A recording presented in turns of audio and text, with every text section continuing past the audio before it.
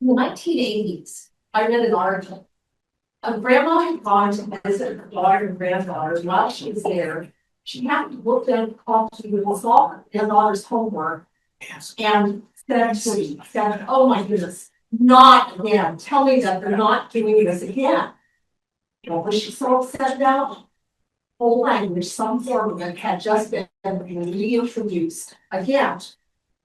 You may ask, what's the problem? Whole language is a system of teaching language to children, reading to children, that tells them that they need to memorize the words, to memorize the shapes, or memorize the patterns of the word. The object was to get them to read faster, but the problem was that didn't work at all. On the other hand, there was the old-fashioned, tried and true, it always works, system of phonics. In phonics, each letter is assigned sounds that the children learn. It is the coaching system. When they see a new word, they can sound out the letters of the word. If you're only memorizing shapes of words, patterns of words, that's fine for the words that memorize. Cat, a dog, okay, what happens when you come up something really good? You have no skills to figure out what that new word is. And every time it's been introduced, the explosive on them. The argument that the whole language people used was they didn't want children to have to drill and kill. That's the way they represented it. And it's true that in phonics there are drills. They said, you don't want to drill and kill these poor little children. What you want is for them to love literature, to love to read. The problem is, of course, they have no system where they can figure out what the words are. They're not allowed to read. I had the opportunity to witness phonics firsthand being taught. My own children were in elementary school, and they were in a school that taught phonics.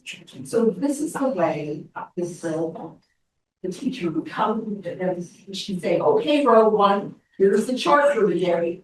Let's see how fast you can do it. Are you ready? Go!" And the kids would say, apple, pudding, bunny, cat, and dog. And they get to the end and she'd go, "That was fantastic. That was 1870. You did so well. Okay, row two, you can beat that." And then row two with one. So were they drilling? Yes. Was it killing? Oh no, you should have seen the smiles. You should have seen the kids leaning in as they did these exercises. They thought it was game day every single day at school. And they could beat the pants off their friend in the next row. Woo! And they were learning to read. I will tell you that by the end of second grade, that entire class that my daughter was in could read the Lion Image and the Word by C.S. Lewis 5 and 7. In fact, my mother went home and read the entire C.S. Lewis Prophecy and Guardian of that song because she loved reading. I want to give you an example. Let's say I have a beautiful house, great grounds, lovely sitting areas, well-stocked fridge, and I say, "But you know what? I'm not going to be here much this summer. Why don't you just come and enjoy my house?" The only thing is, I'm not going to give you a key to the house. How would that work? And that's what whole language does. It offers a big, beautiful love of literature, and it doesn't give them the You may say, "Well, that's fine. That's your experience that you shared so far. But I am a numbers person. What are the numbers?" There you go. Mississippi was at the bottom of the barrel not very many years ago. When they implemented phonics, they shot to the top. Alabama and Louisiana said, "Wow, let us do it too." And so they went, Alabama in 2019 was 49th in the ranking of US states. 2022 shot up to 27th. Louisiana, 42nd, they shot up to 11th. Mississippi, they got this in the same period.